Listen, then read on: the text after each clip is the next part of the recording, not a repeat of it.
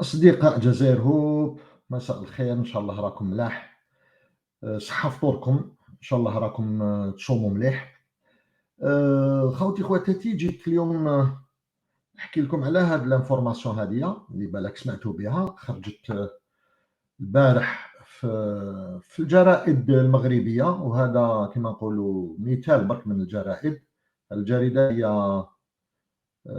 مغرب انتيليجونس، هذه كما راكم تشوفوا هنايا. العنوان تاع المقال واش يقول؟ مفارقات نظام العسكر، الجزائر الثانية إفريقيا التي تصدر المرتزقة لأوكرانيا لمحاربة الأخ الأكبر الروسي. والأخ الأكبر داروها ما بين كما نقولوا قوسين. وكي تقراو الارتيكل خاوتي خويا يعطيو ارقام، ومنا كي تقراو الارتيكل يعطيو دي شيفريتو، بصح ما يعطيو حتى مصدر، ما يعطوش كما نقولوا رابط ان ليان، ولا ما يعطيو حتى مصدر. دونك حوست انا على هذا الخبر ما لقيت والو. واش لقيت لا سول شوز اللي لقيتها، لقيت هذا الرقم هذايا اللي عاونني باش لقيت لا سورس. هاي اللي كيما هنا في الدرني باراغراف هذايا يقول لك: ووفقا للدبلوماسيه الروسيه فان 13387، شو على هذا الرقم، مرتزقا اجنبيا يقاتلون من اجل اوكرانيا، وقد تم القضاء على 5962 منهم. اوكي، بيان سور الارتيكل في الديبي يقول لك باللي الجزائر هي الثانيه افريقيا، هاي ليك هنايا. وقد دارت الوثيقة الرسمية للخارجية الروسية تم نشرها يوم الخميس 14 مارس وجود 60 مرتزقا جزائريا انضموا إلى القتال إلى جانب أوكرانيا، وتم القضاء على 28 منهم من قبل الجيش الروسي. دونك هنا يقولوا باللي 14 مارس، وما يعطوا حتى رابط ولا ان ريفيرونس. كي بحثت انايا لقيت هذا الرقم هذايا تاع 13387 في مقال واحد اخر اللي هو هذا.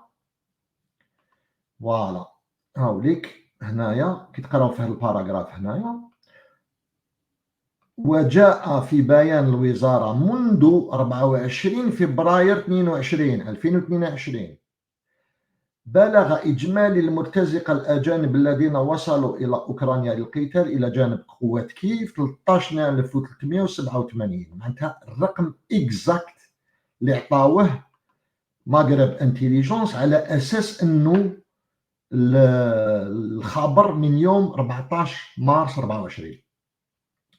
دونك هنايا برهنا باللي هذا المقال هذا تاع مغرب انتيليجونس دايور يخرج في كل المواقع تاع المخزن، وهذاك السليبي يهضر عليه، كامل هضروا عليه.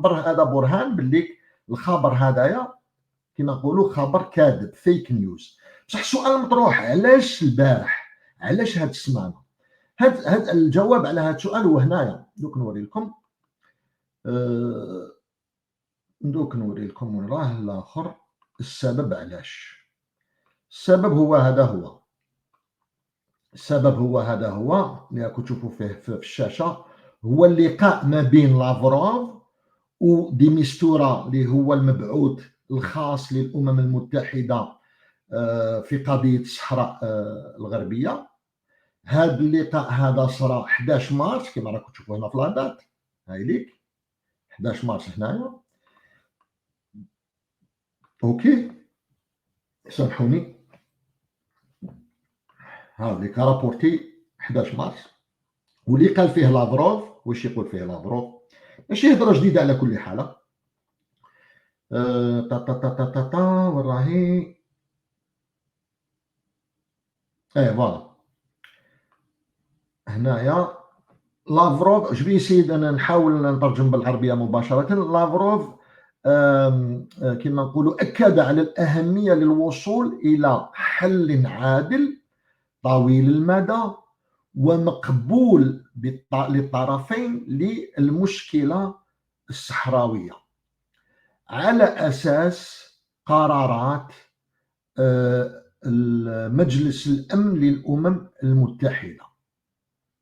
بون لا بوزيسيون تاع الروس هذه هي ما تبدلتش، ماشي جديده، مي بصح كي زاد اكد عليها لافروف، المخزن واش يدير؟ يروحوا يطلبوا لقاء مع الخارجيه الروسيه وهذا هو السبب تاع التضليل. هنا راحوا طلبوا لقاء مع الخارجيه الروسيه، دوك نوريه لكم. شوفوا هذا الارتيكل هذايا، بون تلقاوه ثاني، تلقاو دوطر ارتيكل هذايا في جريده مخزنيه. بعد ما تلاقاو دي مستوره، الخارجيه الروسيه استقبالات سفير المغرب، استقبالات، مش عارف علاش يكتبوا استقبالات سفير المغرب.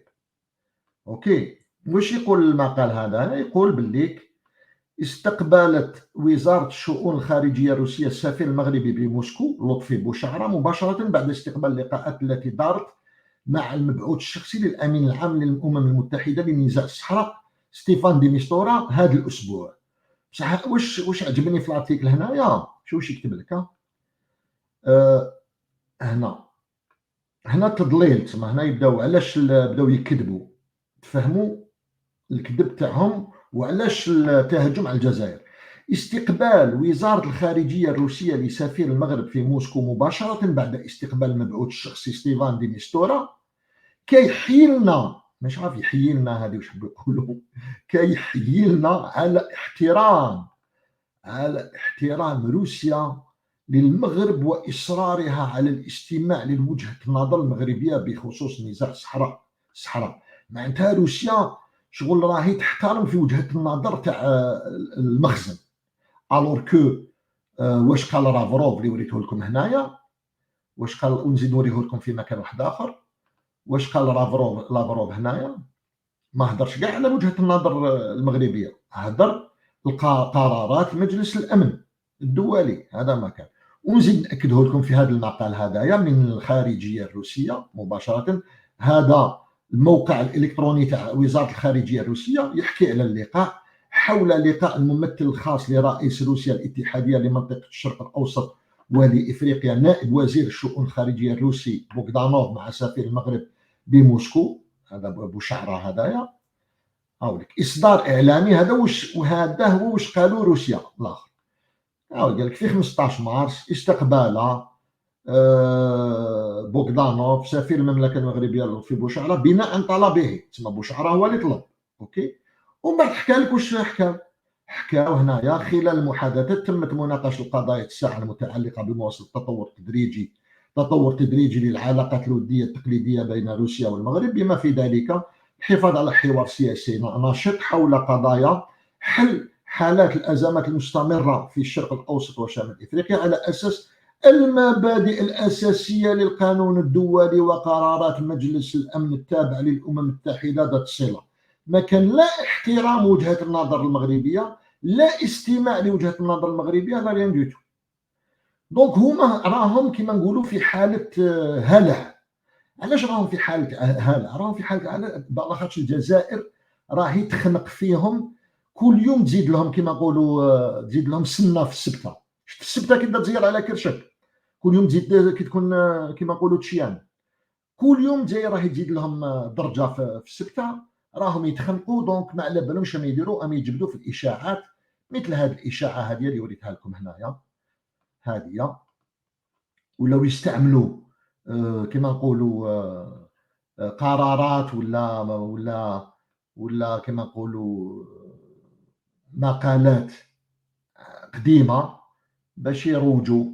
كما هنا شوفوا 1387 كما وريت لكم، صادات دوناني هاي لك هنايا، ولاو يديز نيمبورت كوا، راهم يتخبطوا شغل، راهم في سكرات الموت، راهم يجبدوا في الخرطي، يحبوا يضربوا العلاقات الجزائريه الروسيه. والعلاقات الجزائريه الروسيه باش نكملوا، ولا قبل ما نكملوا نوري لكم تسمى خبر تريز انتريسون كما نقولوا اسويفر، اللي هو هذا الخبر هذايا لازم نتابعوه اليامات الجايين. وين راه يا ربي؟ جيسبر ما راحليش. اللي هو هذايا، فوالا.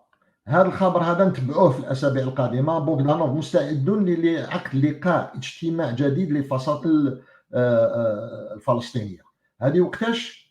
12 مارس، لقاء لعقد اجتماع جديد. واش معناتها جديد؟ معناتها ماشي الاول، معناتها كانوا لقاءات من قبل للفصائل الفلسطينيه، واللقاء اللي من قبل وين صرا في الجزائر.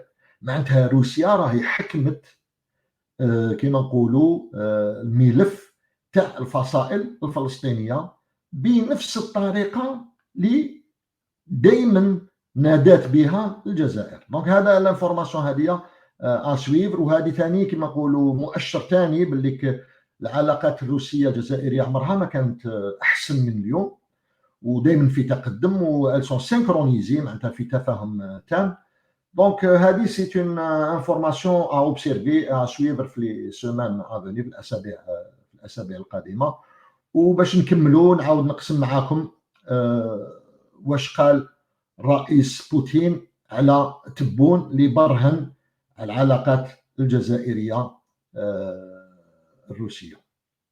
اوكي، هذه كما نقولوا هديه صغيره للمخازنيه. اسمعوا يا بون ما نخسرش الهضره، رانا في رمضان. اسمعوا برك واش قال بوتين على تبون.